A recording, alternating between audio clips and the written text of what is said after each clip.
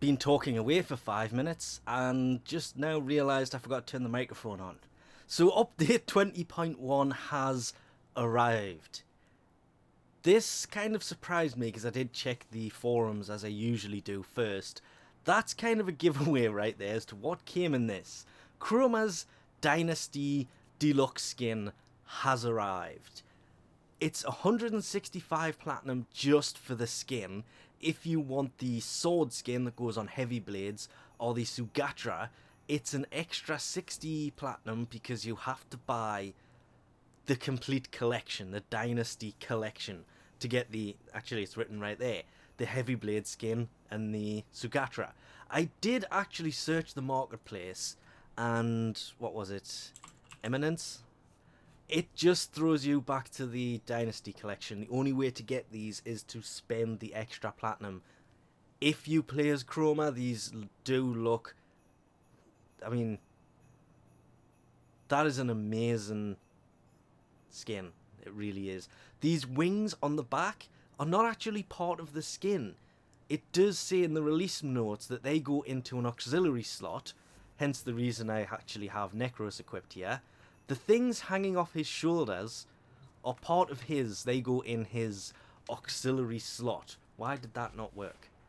Valkyria has similar thing. In her auxiliary slot, there is... If I can get there. There it is.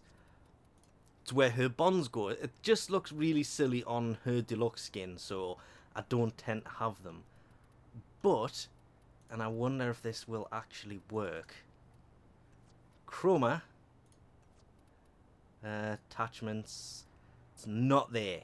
Oh. Chroma helmet. You can see it though. Oh. Damn. Even in the... these are kind of normal-ish colours compared to his normal colours. These... I don't know why it's done that. He was around before there was a change to the way that his colours look. So it kind of inserted his old colours there. But if I just go to this and go default colours, you can see there is no difference between the colours. The main reason that I tend to keep these is because it actually shows you what his normal colours are. So to change him, all I did was... actually, I changed one colour. I made him more orange. But unfortunately, when I try and put the skin on, it changes all of the colours to his normal setup. Not the normal colours on there. But even in a rather silly colour combination, this looks amazing. But you can actually see what I'm talking about with the wings. They're not there. They are not automatically equipped. You have to go into appearance down to the auxiliary slot and add them there to be able to have a frame that looks, well... absolutely amazing. I mean, that is a really nice deluxe skin. Frosts I wasn't really fond of when it first came out. I don't use it because I'm used to using him in his normal kind of setup. And his helmet is just overkill. It's a nice skin, I just personally find it a little bit overkill, so I tend to use his normal one. Whereas Chroma, that is really nice. There's a lot of detail and I'm just looking at the weird kind of flamey effects on the side of the wings. That's what I mean by a lot of detail in this. That just looks really nice.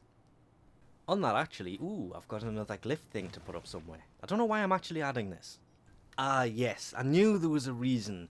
In the dojo they removed boundaries for inserting certain decorations, and I was actually playing around on the Lasette and have found places that you can't put decorations, you can see it's gone purple.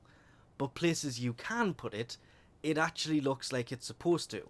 Now, you weren't allowed once upon a time to put glyphs in certain places, and they wouldn't fit on certain things. Like to get the logo down here, to actually go, that's the one in the middle here that I'm kind of hovering over the top of. I actually had... I think I used this Rabido decoration that's kind of hanging here. I put that underneath to get that there, whereas now you can actually put it on normally, so I can actually put one on top of that. This change, also mentioning that it was in the dojo, is now something that you can do on your set. Decorations are now much easier to put in. There are a lot of things in here that aren't as I would like them because I couldn't fit them in certain places. Of course, this big, massive, weird, if I just do this, weirdness, I actually have a few I need to add to this. I'll just bring that back out. But I couldn't do them because it interferes with the wall, whereas now it should be much easier to do. There's been a few changes to the invasion system as well. Kind of for the better here. Hopefully this should run a little bit quicker now because obviously, whereas Snipertron Vandal parts are in here, the old event part weapons, those that Barrow doesn't bring, are now inside of invasion missions. So instead of it being 24 to 48 hours between, or the downtime between invasions, it's now 12 to 24. And it also says they've increased the amount of construction progress earned when an invading faction raids an opposing node. I'm assuming that means that maybe the mission lasts a little bit longer? Not really sure on that one. But when you actually go to one of these missions, it actually says what it is. I just assumed it always did that because you could always tell what it was going to be. I do wish that these were more like it is there. The mutagen mass, field run samples, or the built field run even. Same with the detonite ampules. I wish those came in twos all the time. When you do this for one, it's a bit of a pain considering you got to do 3 missions and then you get one thing in return. Or give us a way to break down mutagen mass to get mutagen samples because that HEMA research has just been... One thing I did like is I've been able to turn my music back up because they've added this Ally Mandicord volume. This is so other Octavia's music cannot be heard by you.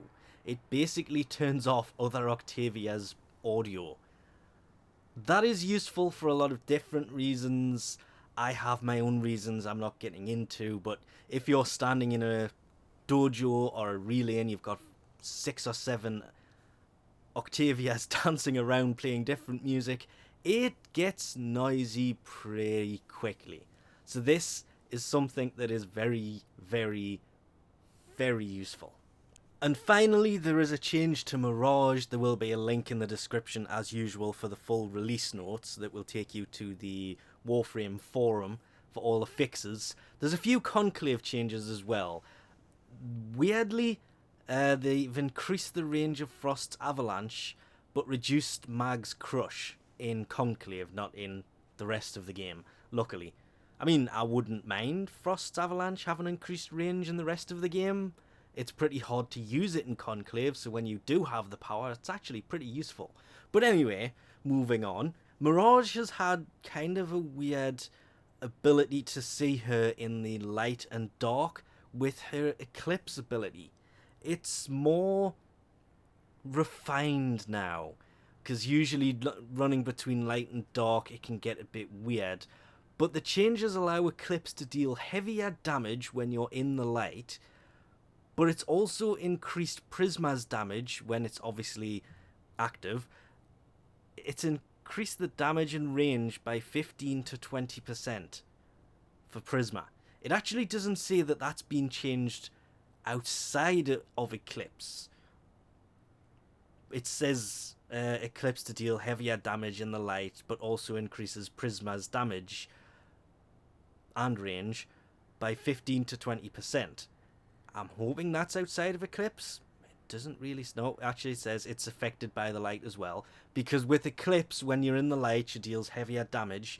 But when you're in the shadows, it's harder to find you. Which makes her kind of good for stealth-style missions. Because as long as you stay in the darkness, they don't really notice you as much. And when they do, it's hard for them to hit you because you're harder to see in the darkness. But this also has an augment for it, which is why I'm kind of mentioning it, which allows you to put Eclipse on allies. This could be huge for Mirage. This could make her much better. I mean, she's a pretty decent frame to begin with. I personally just really use her for Hall of Mirrors, but this could be good.